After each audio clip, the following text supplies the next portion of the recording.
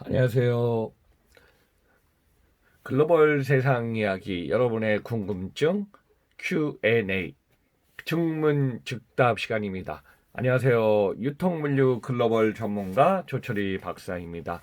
자, 오늘은 증문 즉답 10회 시간으로 여러분들이 좀 궁금해하실 내용 하나 갖고 왔습니다. 최근에 이제 올해 택배 업계가 물량이 폭증하다 보니까 택배 중에 분류 작업이 상당히 힘들어졌습니다. 터미널의 분류 작업 또 지점에 와서 사전에 이제 터미널로 온 분류 작업이 물량이 많아지면요, 이 부분이 점점 과중 노동이 되고 있습니다. 그래서 택배 업계 분류 작업 업무 지원 비용 부담과 진행 사항은 어떻게 진행되는가? 자, 최신 데이터로 정보를 정리해서 여러분들한테 설명드리겠습니다. 자, 노조법상의 근로자가 인정하고 산재보험 100% 가입을 좀 약속한 걸로 나타났고요. 또 정부하고 국회에서도 최저운임제, 생활물류법 등을 좀 제정해야 되지 않나 하는 포인트가 좀 나왔습니다. 자, 우리나라에서 지금 택배업계에서 최종 고객에게 배송하는 영업소장, 배송기사의 죽음이 지금 올 들어서 코로나19의 영향으로 물량도 폭증하지만은 지금 숫자가 늘어만 가고 있습니다. 자, 이런 상황에서 영업소장의 배송 시간 또는 노동 시간의 연장 또는 늦은 배송 등의 업무 사항을 좀 개선해야 된다는 얘기가 계속 나오고 있습니다. 자, 우리나라 택배가 1992년부터 시작됐으니까 거의 30여 년 동안 이런 상황은 계속 그 전부터 얘기는 나왔지만은 개선 방안을 찾지 못했습니다. 그래서 11월 10일 날 협동조합 CJ 대한통운 택배 대리점 연합이라고 하겠습니다. 입장문을 발표했습니다. 택배 기사에게 택배 물류 분류 지원에 드는 비용과 업무 관련 부담 주지 않겠다고 선언했습니다. 그래서 전국 택배연대 노동조합이요, 택배 노동자 과로사 대책위원회와 CJ 대한통운 측이 택배기사 사망 또는 과로사 문제 해결 과정에서 나온 얘기가 지금 진행 중에 있었습니다. 그래서 10월 22일 날은 CJ 대한통운은 택배 현장 분류에 지원 인력 4천여 명을 투입할 계획을 발표했습니다. 그리고 분류 작업 무임금으로 이루어지고 있으나 택배 노동자 과로의 원인 지점을 받아들인 사항이었습니다. 그리고 11월 5일 날은요, 본사가 지역별 대리점에 본사가 추가 비용 50%를 지원하고 나머지는 50%는 대리점에서 협의하고 그 사항을 추진하라고 통보를 했습니다. 그래서 이 문제를 갖다 지금 제기한 상태죠. 그래서 대책위원회 대리점이 50%를 택배기사 비용을 3대2로 좀 나누거나 전부 떠넘기는 경우도 있어갖고 일부 지역에서는 전남, 경남 등 일부 군단위 대리점에서는 물류인력 투입 계획을 아예 자체적으로 없다고 주장하는 경우도 나왔습니다. 그래서 이런 상황을 쭉 진행하면서 보니까 CJ 대한통운이 공약한 산재보험 가입률 100% 동참 의지를 명확히 해야 됐고요. 또 입직 신고 절차를 통해서 모든 택배 종사자들이 제도적인 보호를 받도록 산재보험 가입을 적절하고 지금 권장할 계획이라고 합니다. 자, 2017년 11월에는요, 특수고용직인 택배기사들은 2017년 11월 노동조합법상 근로자로 지금 인정을 하고 있습니다.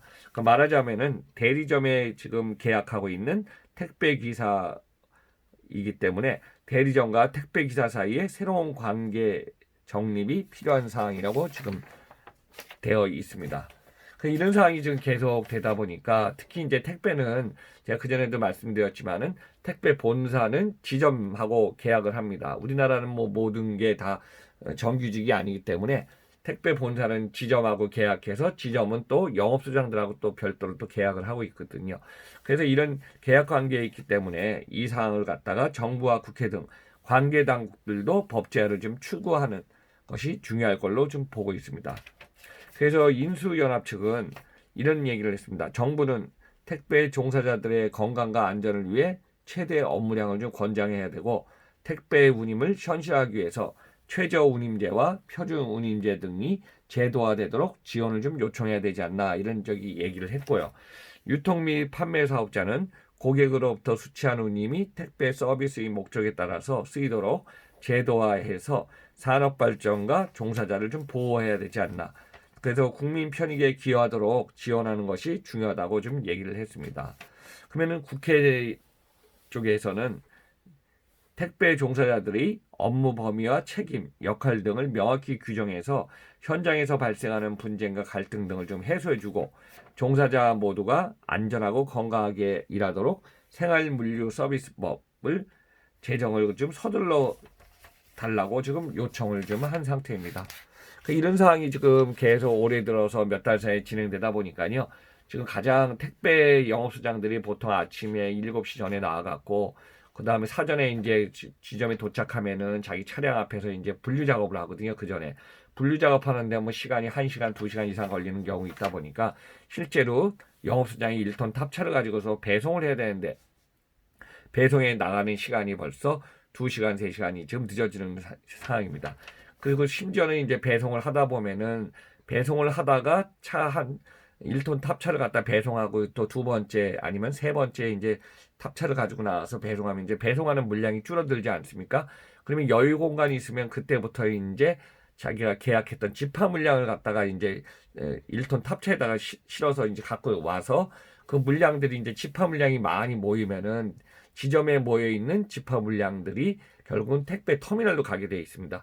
택배 터미널로 이제 저녁에 가면은 그 터미널에서 분류되는 것이 다시 돌아와서 새벽에 이제 지점으로 오게 돼 있죠.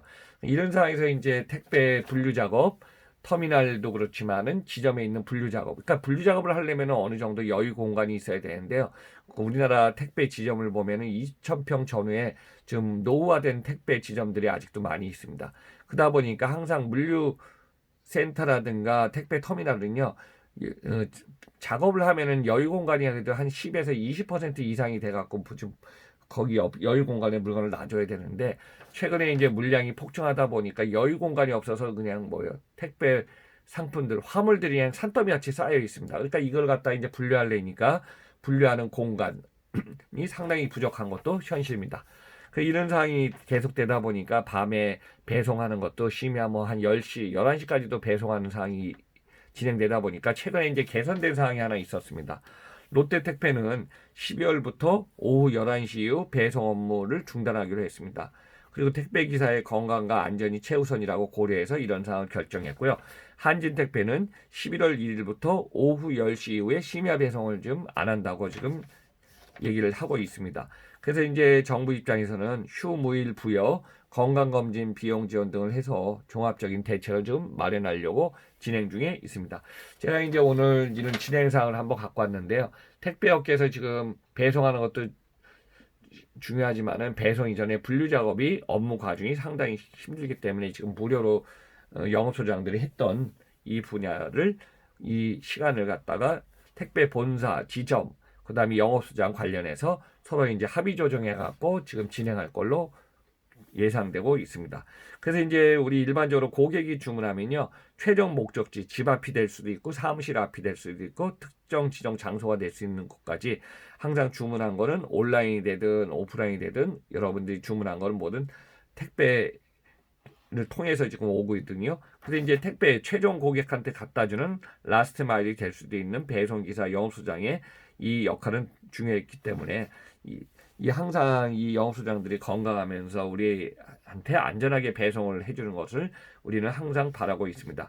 그래서 이제 전 세계에서 이제 빨리빨리 문화가 우리나라가 워낙 배송이 빠른 문화이기 때문에 특히 이제 택배는 어느덧 30여 년 되면서 우리 생활에 지금 택배가 밀착형이 되었고 택배가 생활의 편리형으로 지금 진행되고 정착되고 있습니다. 그래서 이런 상황에서 좀 더 영업소장의 환경이 좀 개선돼 갖고 택배 업계에 지금 모든 업무가 양적 서비스에서 이제 질적 서비스 어떤 이런 쪽으로 좀 점차적으로 정착되기를 바라고 있습니다. 그래서 오늘은 택배업계 분류작업, 업무 지원, 비용 부담과 진행사항은 어떻게 진행됐나, 최근의 데이터, 최근의 추진사항을 한번 좀 정리해봤습니다. 항상 여러분들이 궁금해하시는 글로벌 세상 이야기 조철희 박사의 증문즉답 진행하고 있으니까요. 오늘은 10회로 이 방송을 마치겠습니다.